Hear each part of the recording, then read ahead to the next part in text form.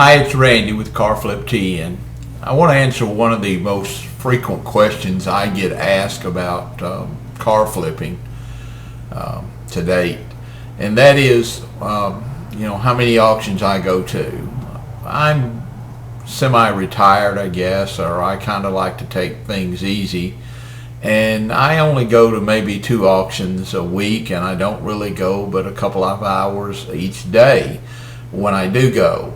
I go to Murfreesboro, Tennessee auto auction, and I go to Manheim auto auction out of Mount Juliet, Tennessee. These auctions are within 20 miles of me, so it doesn't take much of my time to go over and preview some inventory and basically decide what I want to buy. And I buy maybe a car or 2 a week.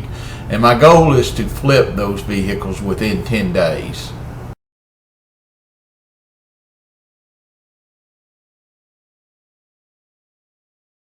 When I buy a vehicle, of course, like anyone else, I want to retail that vehicle for as much as I possibly can. But by the same token, I intend to sell that vehicle within 10 days, one way or the other. So when I buy, I also know that the vehicle will probably bring what I would like for it to bring at another auction, and especially a public auction. I do pretty well by sending my vehicles to public auction. These individuals cannot buy automobiles at private dealer auctions, so traditionally they bring a little bit more money there.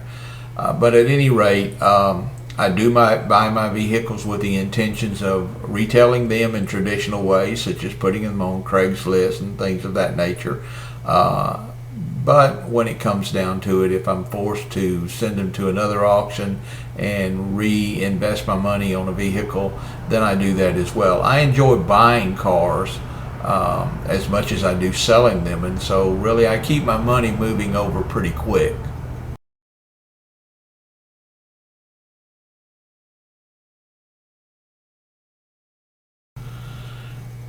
When I go to an auction, I typically go and don't really start bidding until after the frenzy has slowed down a little bit. When you get to an auction, a lot of dealers have already gotten their cars there. They've got early numbers on them, and those auctions those vehicles at those auctions tend to bring a little bit more money.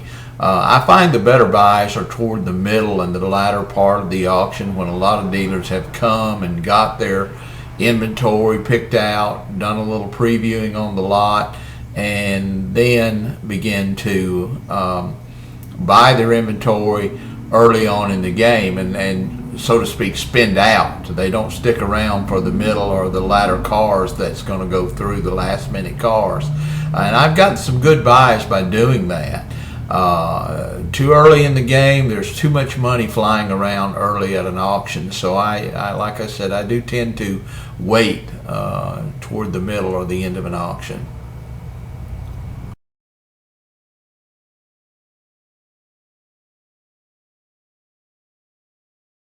Another question I commonly get is what kind of vehicles that I buy. Well, after 40 years and millions of dollars worth of vehicles sold, I've realized that it's a pretty good profit when you make on a vehicle $1,000 to $1,500 a flip. It's rare when you're over that, but it can be done. I have made more than that. But I've also found that it really doesn't matter what type of vehicle that you buy. So I invest traditionally in cars that are under $2,000. I'd rather risk $2,000 to make $1,500 as I would risking $5,000 to make $1,500. Traditionally, that's where you're going to be. I'd rather own 2 cars for $5,000 as opposed to 1 car and double my chances on the profit on my flip. A lot of guys would prefer to buy higher end cars. A lot of guys will buy what we call in-ops. These are vehicles that need small repairs on them, and they traditionally make a little bit more money. They put a little more work and time into their vehicles, but they do make more money. If you go to a vehicle or if you go to an auction and you start buying vehicles that are what we call frontline ready, you have a big retail lot, you're going to pay more for those vehicles and you're going to need volume. That's not something I do. I detail my own vehicles. I'm a one-man operation. I hire my help on temporary basis. I don't keep anybody on payroll. I keep my overhead very, very low in order that I can maximize my overall profits at the end of the month.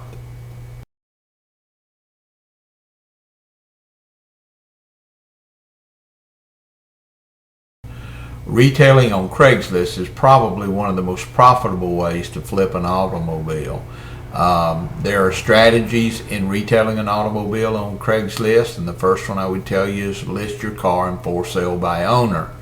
You're going to get a lot more views on that. People think they're going to be skipping titles and saving money on taxes. So it's very important, if you can, to get your vehicle listed in the for sale by owner category. Another way to be successful at Craigslist is post your ads on the weekends. You have generally more weekend traffic beginning Fridays, Saturdays, and Sundays. You have to be accessible during those 3 days to make the maximum profits on your car. Have your car in a shopping center parking lot. That traditionally does better for sale by owners when they come to look at the vehicle. Trick is have them look at the vehicle, make sure that you've got it displayed or merchandised in a shopping area convenient to you to get to. But you want to have them there first and have them look at the vehicle and make sure that they're interested in the vehicle from looking at it before they call you for a test drive. Otherwise, on Craigslist, you'll be spending a lot of time planning meetings with people that don't show up. So I caution you to really utilize your time when you're talking to these people on Craigslist. When they want to come and look at the vehicle, make sure that you send them to where you have the vehicle merchandised. Don't go there until they call you when they're ready to test drive the vehicle after they've looked at it. Make yourself available at about 5 minutes from the vehicle so you can get to it when they call if they're interested in the vehicle.